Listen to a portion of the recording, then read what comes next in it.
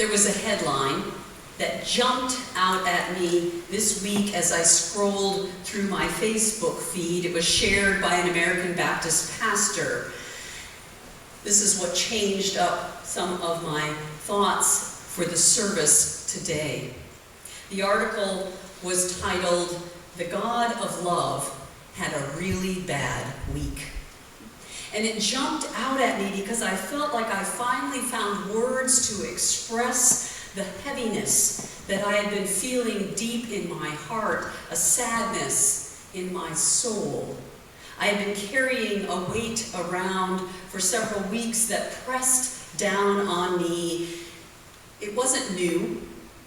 I felt this weight before when disturbing things happen in the world, when there's reports of devastations or of wars or of particular difficulties in the world. The last time when the policies of family separation came to light and there were stories of infants and toddlers and teens being separated from families and held in cages and transported under the cover of darkness to facilities hundreds of miles away from where they had been picked up. But somehow our souls become numb to things that should disturb us over time. If it doesn't affect my daily life, I can close my ears and turn my head and convince myself that someone else is taking care of the problem. In recent days, I have been disturbed once again by reports about the deplorable conditions in the detention centers in the United States and how immigrants fleeing difficult situations are being treated. Lawmakers tasked with oversight have raised voices of concern. The United Nations Human Rights Commission has paid a visit, and this is an organization that monitors conditions in refugee camps around the world to watch for human rights violations and the inhumane treatment of human beings. The United States has long participated in this work and prided itself on defending the rights of displaced peoples. And yet this organization in the last 10 days has issued a statement condemning the appalling conditions in which human beings are housed within the United States. People forced to drink out of a toilet, babies sitting in diapers that haven't been changed for days, 10-year-olds tasked with caring for 2-year-olds, having no access to showers for weeks on end. This is not in a camp in Bangladesh. It's not in a detention center in Syria or in Sudan. It is right here in the United States. The God of love had a really bad week. Adding insult to injury, literally, was the stream of insults coming from our nation's leader against a small group of our country's lawmakers, all women of color. These were insults that clearly violated the EEOC guidelines. The Equal Employment Opportunity Commission sets guidelines. It defines what is acceptable in a workplace and what is unacceptable conduct. Human resource professionals and leaders from a wide array of organizations and companies, from schools to Fortune 500 companies, admitted without hesitation that inside their own institutions, anyone who told someone else to go back where they came from would face disciplinary action or termination. The disrespectful language did not remain in the Twitter world. It was taken up by thousands of Americans in a rally in Greenville, North Carolina, the God of love, had a really bad week. A survey of the churches in Greenville, North Carolina, last Sunday after the rally showed that the churches predominantly filled with people of color. The pastors made last-minute changes to their sermons to address the hurtful and hateful rhetoric that had come into their community. On the other hand, pastors of churches predominantly filled with white Americans were nearly silent. One white pastor, whose wife had actually been in attendance at the rally because she was an employee of the facility that was hosting the rally, and had returned home to share with her husband how she had been so disturbed by the sense of anger that welled up in the crowd. That pastor explained that he did not bring up the subject in church that Sunday because he knew that several of his church members would have been part of that crowd. The God of love had a really bad week.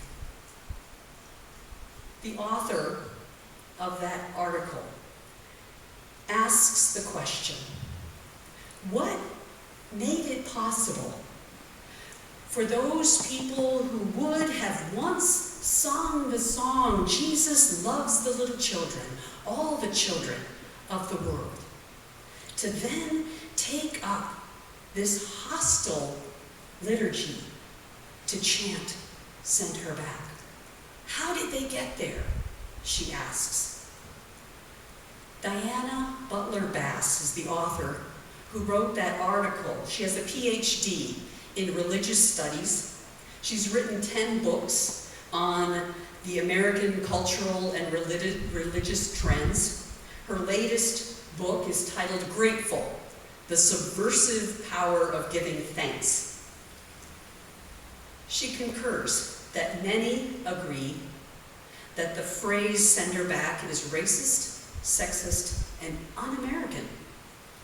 And yet, she explains that it is also an expression of a certain view of God that has begun to shift the teaching and the priorities in far too many American churches. She writes, "I do not feel shock. I feel grief. I do not recognize this Christianity, even if the faces in the crowd are familiar. We came to this point slowly," she points out, perhaps imperceptibly, hymn by hymn and sermon by sermon, one theological step at a time. Dr. Butler Bass explains how the God of love has not had a particularly good run over the last several decades, from the culture wars of the 80s to the terror attacks of 9/11.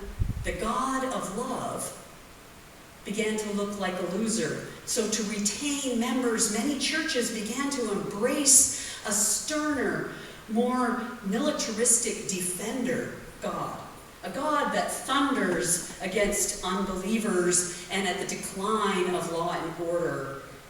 This has happened before in our history, when church-going folks used the Bible to defend owning slaves, or when people came to this land seeking religious freedom and economic opportunity, but viewed the native peoples in this land as an inconvenience to their freedom. We're still caught between these competing visions of God. The God of the master versus the God of love. Dr. Butler Bass diagnoses the heart of the matter, that many white Christians have a God problem.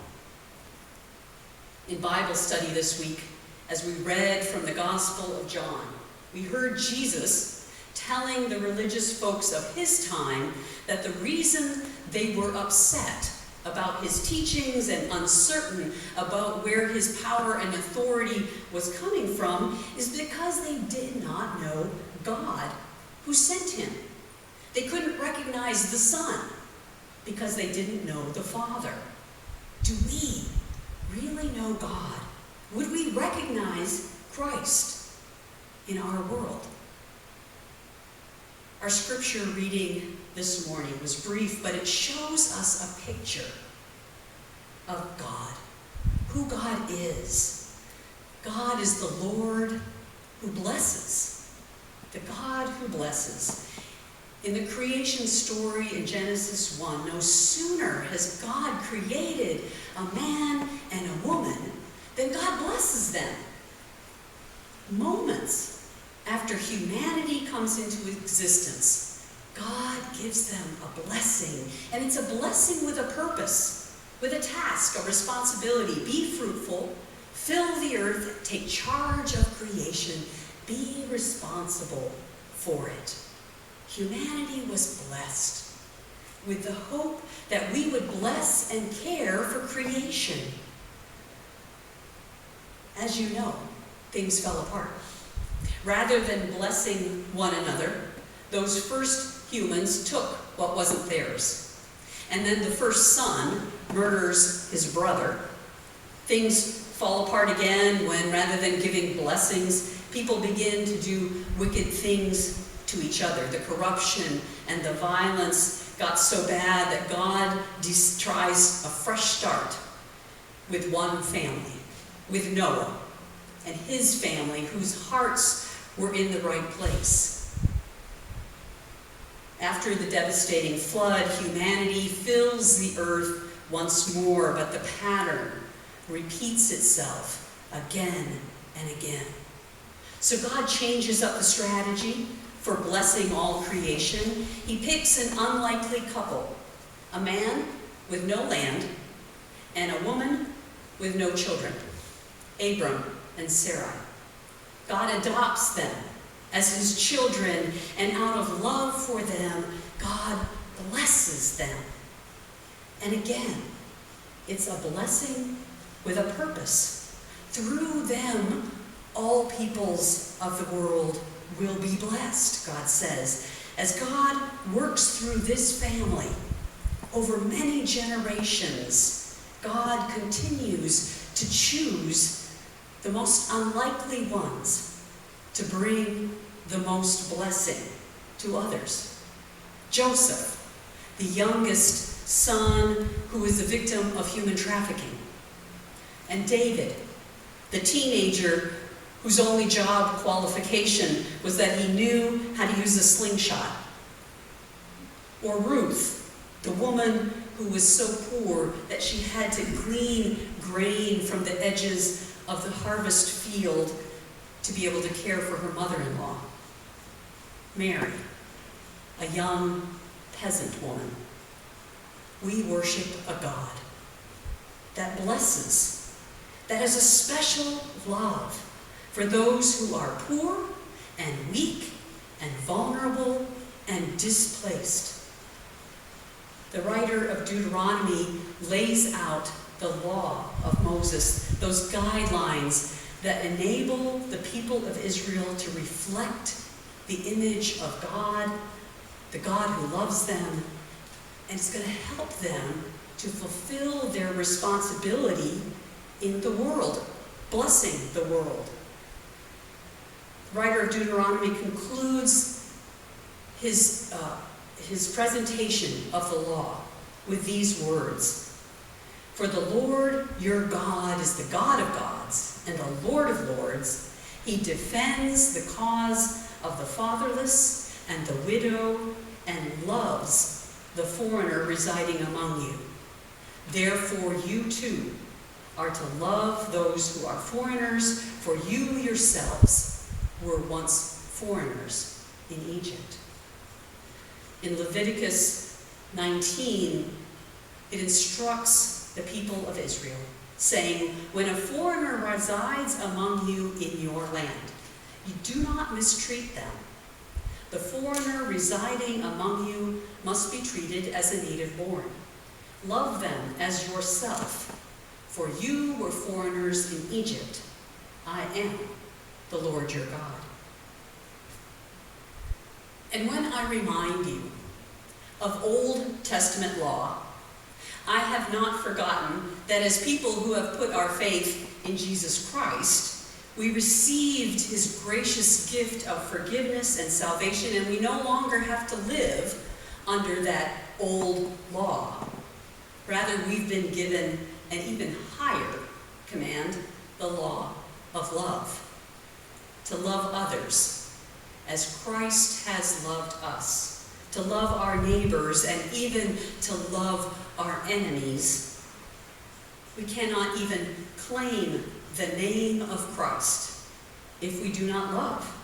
John, the disciple whom Jesus loved, wrote a letter to Christian believers to say that God is love.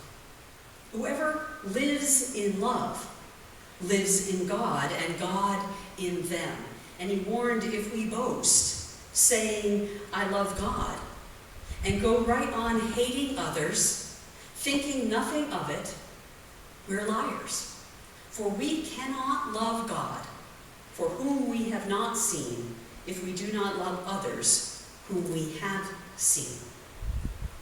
The command that Christ gives is this: whoever loves God must also love others. We follow a God who blesses, a God who defends the weak and the poor and the displaced, has a special place in his heart for them. A God who shows mercy and compassion and forgiveness, and a God who asks us to do the same. We worship a God of love. Diana Butler Bass concluded her article with these words: for whatever reason, Western Christianity has had a hard time sticking with the God of love. But as a minority of white Christians know, and the majority of Christians of color never need to be reminded, the God of love is always hanging around. The brown-skinned Jewish rabbi preaching about the poor being blessed and the broken-hearted comforted. Love your neighbor as yourself. Do unto others. Let the little children come. Faith, hope, and love. And the greatest of these is love. Let's stick with the God of love. Let's reject the siren song of hatred and lies and insults, and seek the healing of our souls and the healing of the soul of our nation. Let us tell our leaders to reject divisiveness. Let us use our voices to speak words of love. Let our service and our actions speak to the world about our love for action, a love for others. When we feed the children at the park, that speaks of our love. When we show compassion to the homeless in our community and let them use our building, that speaks of our love. When we send one that we love, Lisa, to share love with children in Honduras, that speaks of our love. And when the God of love has had a really bad week, may our hearts be broken by what has broken the heart of God. May we recognize our errors, repent, seek forgiveness, start to live in love again. Allow God to bless all peoples of the earth through us.